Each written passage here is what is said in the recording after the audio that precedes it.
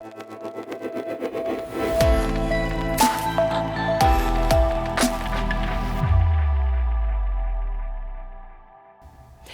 to today's program. I'm Dr. Wendy Walsh, and with me today is attorney Matt Bergman.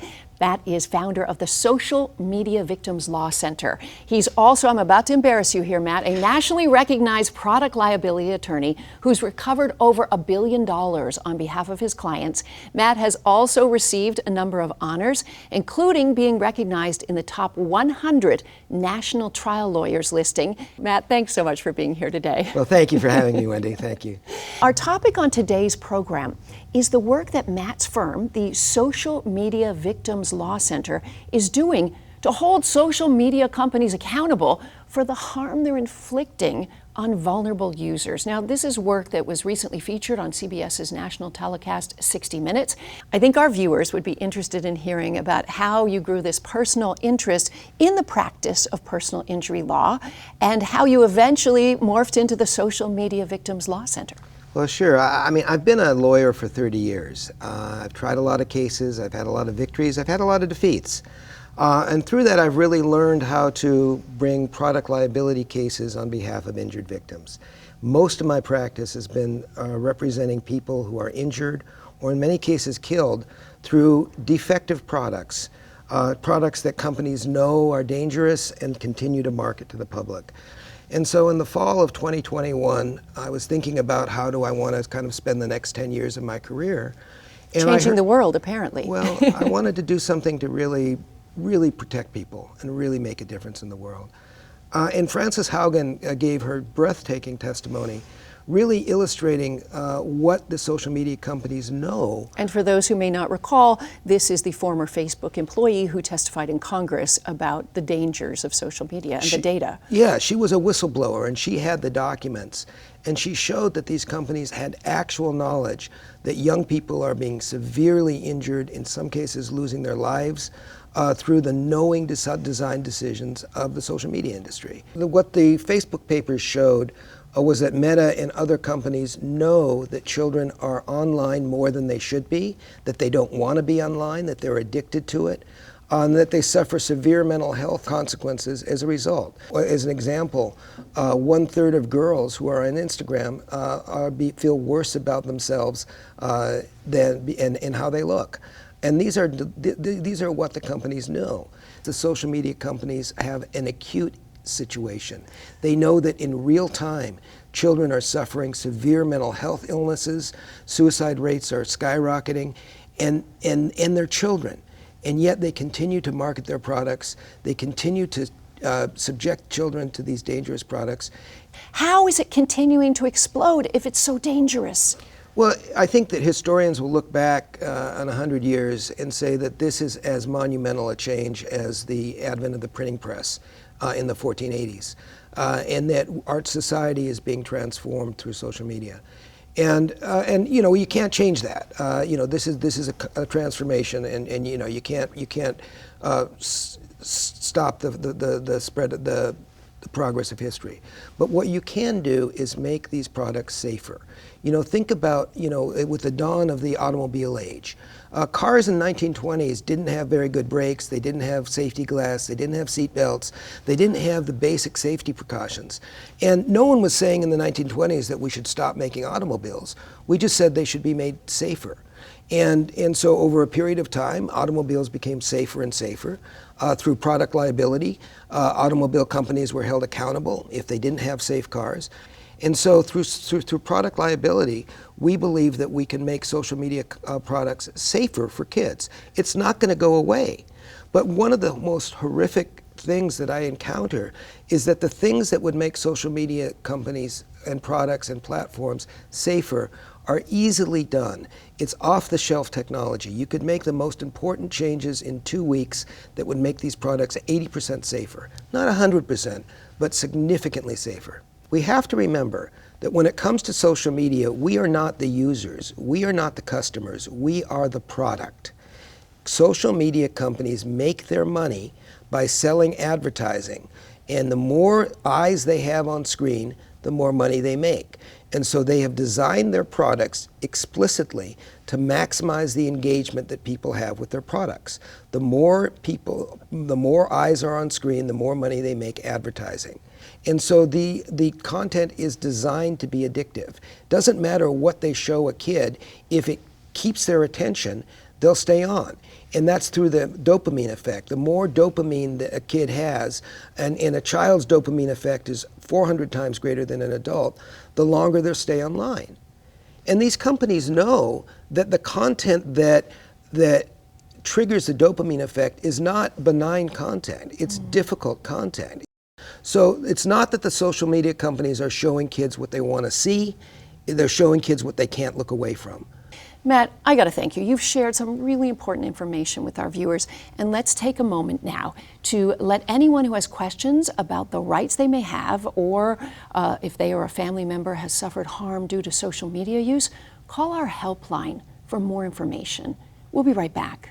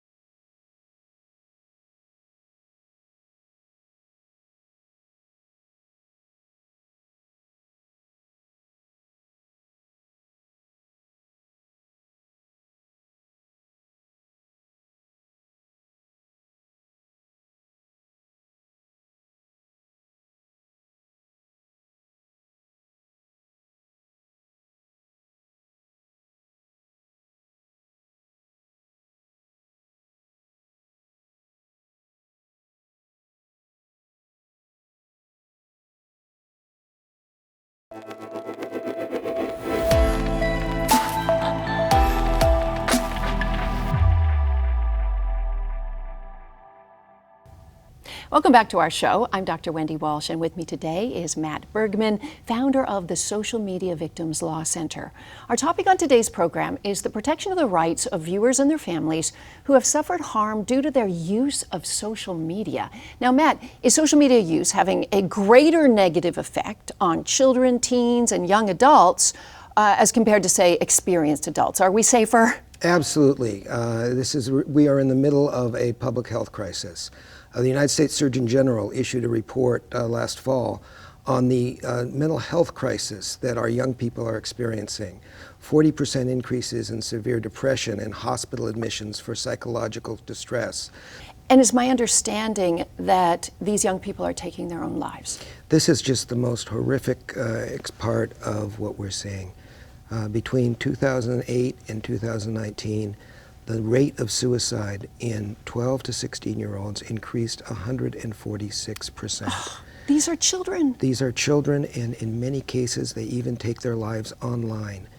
And you talk to these parents, and they have oftentimes no idea that their children are in the midst of a mental health crisis so severe that they'll take their life. Children are living these double lives where on the outside they seem okay, and then you finally get access to their social media data that the companies have tried to hide from parents, and you see the distress that they're suffering. What can you tell us about how these products are designed that ultimately hurts kids? Well, you have to remember that when we're talking about social media users are not the customer, they're the product. That the entire purpose of social media platforms is to sell advertising. And so users are the product. They sell your eyes on the screen. So the entire design is built around maximizing the amount of time that the individual spends online so that they can be subjected to advertising. The like feature has been shown to impose a huge amount of psychological distress among young people. That whether or not they get a like or not, or how many likes they have, they associate with their self-worth. Or with the case of the Snapchat product, the streaks showing how popular you are with how many streaks you have. And you'll stay online incessantly in order to maximize the amount of streaks, because that is inherently based on your self-worth as an adolescent. And these are psychological features that these companies know about and intentionally exploit to keep kids online, not for their good, but just to keep, but for the advantage of the companies. Matt, this is beyond concerning for me, especially as a mother. Has anything or information come forward that actually documents these practices that you can use legally? Well, you don't have to take my word for it. You can look at their own documents. Meta's own documents say we make 1/3 of girls feel worse about themselves based on Instagram, that 2/3 of Instagram users want to reduce their own use. They know that it's addictive. They use the term addictive in their internal documents. I think that if parents only knew what their teenagers are being subjected to online, we would have a revolution among parents of America. If parents knew that virtually every 10-year-old girl on Instagram receives pictures of erect penises, that they're being targeted, that they're being groomed, that the disappearing messages on Snapchat is being used to encourage young people to send naked pictures of themselves to others that are then disseminated throughout the internet. If parents had any idea what was going on online, we'd have a very different dialogue than we have today. And even though it's called social media, the amount of loneliness. Absolutely. You know, I mean, kids need to interact socially and that not online. And what the research is showing is that the more time that children spend online, the less able they are to interact socially, the less effective their social interactions are. Look, teenagers aren't dating the way they used to. They don't know, boys aren't getting their driver's licenses at 16. They're afraid to. So they're lonely and they're afraid to interact in the real world. And I see it once they get into my college classroom. It's like they're 14 years old socially. Yeah. Matt, I got to thank you. You've shared some really important information with our viewers. And let's take a moment now to let anyone who has questions about the rights they may have, or if they or a family member has suffered harm due to social media use, call our helpline for more information. We'll be right back.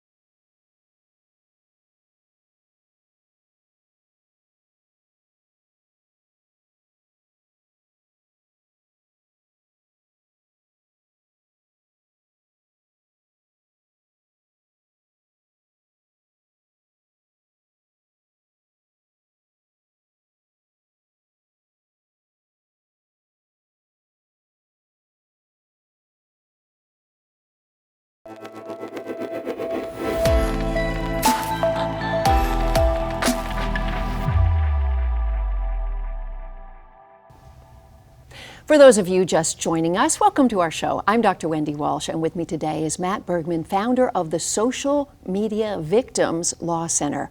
Our topic on today's program is the protection of the rights of viewers and their families who've suffered harm due to their use of social media.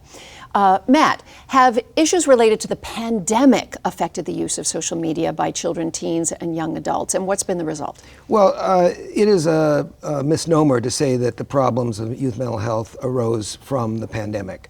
But what's interesting is the research that has come out since the pandemic shows that these mental health trends, these adverse mental health trends are increasing. So while the pandemic had an impact, it was not the cause of this crisis that we're seeing of mental health among our young people. Matt, how can a viewer tell if their teenager is addicted to social media? There's established research. It's called the Bergen Social Media Addiction Scale. And there are 6 questions that are asked, and this is a peer-reviewed methodology that's used throughout the psychological field to measure levels of addictiveness. And it's on our website. And those are basically some of the same factors that affect kind of general behavioral addictions. You're obsessed with it. You're thinking about it all day. You use it even when you don't want to be using it. You feel the need and the compulsion to use it. And there are ways that you can measure addiction. And what's the name of the website where viewers can go? So it's socialmediavictims.org, resources for parents. And the question is my child addicted to social media? And you can do the Bergen social media addiction scale and know if you've got a problem or not. This is such helpful information for our viewers. Now, if a parent is concerned about their teenager's use of social media, what can they do to protect their child? Well, unfortunately, the products are designed to really hobble parents' ability to protect their kids because they encourage children to open multiple accounts. There are disappearing messages, and there are very few vehicles that parents can engage with the platform and say, shut this down. Mm-hmm. Another aspect we have on our website is a letter that parents can send to the owners of the social media platform saying, take my kid off. You have the right to do that if you have a minor? You do, but whether they pay attention to you or not, it's hard to say. Meta calls the children opening multiple accounts, they call that a value add. The Snapchat disappearing message feature appeals to kids because it allows them to hide things from their parents. What about a legal claim? When or how does a parent know that they might have a legal claim? Well, the first thing is, has your child suffered a serious mental health harm? Has your child attempted suicide? Is your child suffering from an eating disorder? Is your child afraid to go outside, afraid to interact with people? Is your child depressed? Those are key signs of potential social media addiction. So when your child has those kinds of harms, then you try to find out what are they doing on social media? How have their encounters with social media created these problems? Are they on social media too much? Take the Bergen scale. Find out if your child is addicted. Talk to your child about the type of material that they've been encountered to. Make a safe place for your child to ask. Have you received sexually explicit images? Have you received images that make you feel bad about the way you look? Be open with your child. And if it looks like your child has had an addictive relationship with social media, and your child has received or been subjected to bullying online, or subjected to content that causes them psychological distress, you may very well have a claim. And and as a parent, you have a right and you have a responsibility to hold these companies accountable for the harms they've done to your kids. All of the costs of social media defects, all of the costs of these dangers are borne by parents who have to pay for medical expenses, or more importantly, deal with the psychological distress that their children have. It's borne by teachers who have to deal with children who are psychologically depressed, therapists, law enforcement, clergy. Everyone but the companies have to pay the cost. So by proceeding with product liability, you create the incentive in these companies to actually pay the costs of what their dangerous products are doing to kids.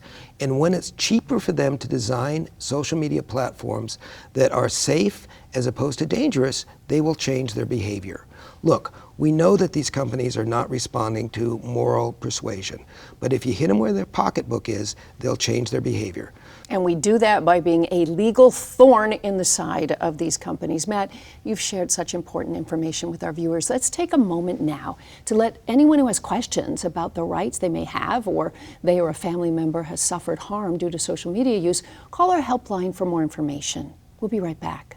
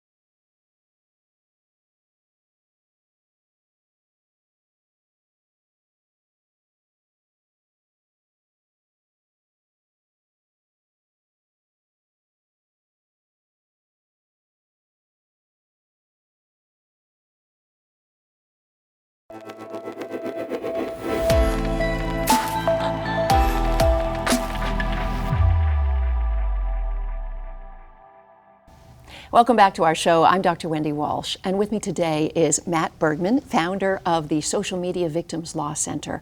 Our topic on today's program is the protection of the rights of viewers and their families who've suffered harm due to their use of social media. Matt, now, if a parent has a child who has been harmed due to their use of social media, how specifically can the Social Media Victims Law Center help them? Well, we're very careful to only file cases that we believe have a good chance of success. So the first thing that we do is we talk to parents. We find out what kind of social media data is there, and we kind of establish a cause and effect relationship.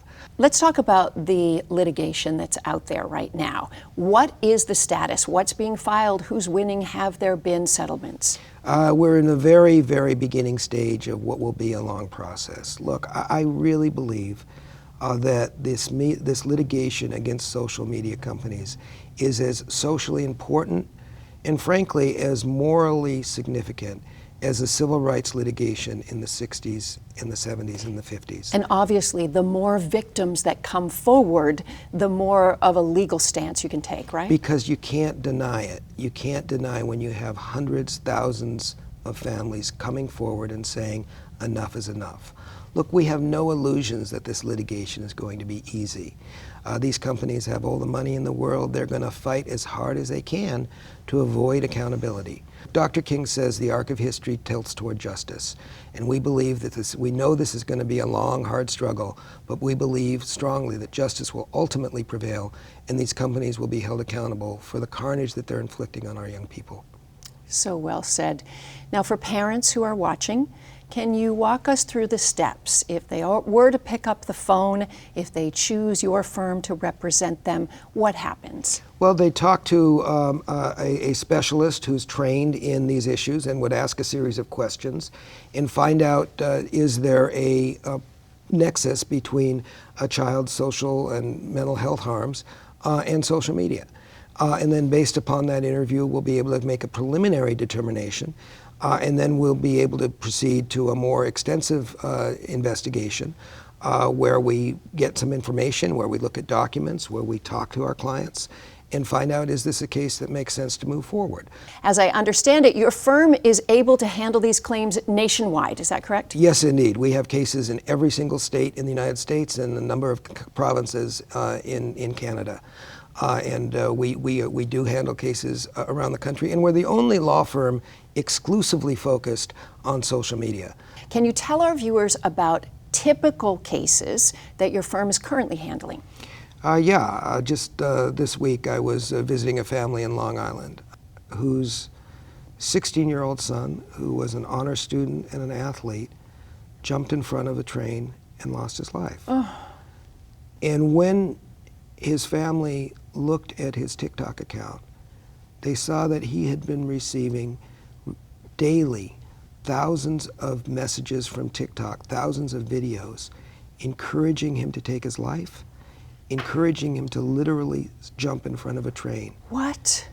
And so he did that, and his parents had no outward idea that he was suffering from a mental health crisis. And yet their beautiful, capable 16-year-old son was taken from them. You can't make this up. You can't imagine the nature of harm that these products are inflicting on our young people. We have another case of a 11-year-old girl who took her life on Snapchat, and it turns out that she was receiving sexually explicit messages from adults, that she was groomed to masturbate online and send videos. She's 11 years old. Oh. I mean, this is real, and this is happening.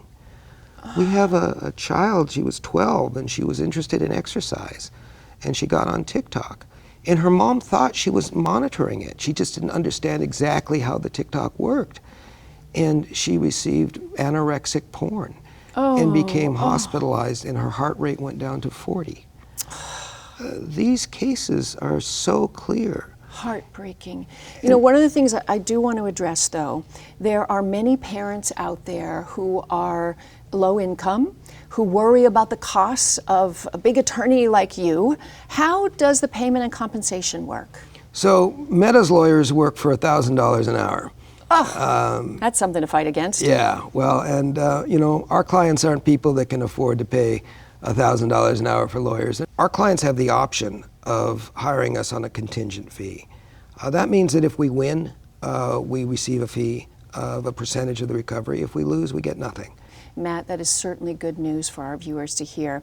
For those who would like to learn more about today's topic, before contacting your firm, can you tell us about your website? Yeah, we've set it up to be a resource for parents.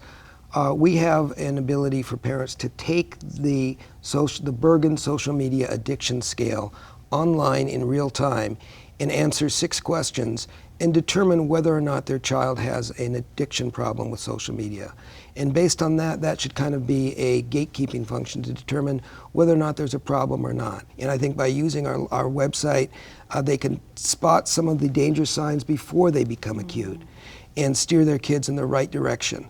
So hopefully by engaging with our website, they never become clients, and that would be that's the best option for them. And what's the website? Because I'm going to go on as soon as we leave the set. It's called the socialmediavictims.org. Socialmediavictims.org. I'm going to check it out immediately. And we after encourage this. parents, grandparents, friends. There's a lot of information on there, totally unrelated to lawsuits, regarding social media, its origins, and its risks, as well as some of its benefits. Thank you for doing this. And Matt, the information you've given us today is going to be so helpful to so many of our viewers and their families who may have suffered harm due to their social media use. It's obvious the Social Media Law Center is the law firm that can provide them with the legal help that they may need. Thanks so much for joining us today. Thank you very much, Wendy. And to those of you watching our show, thanks so much for joining us.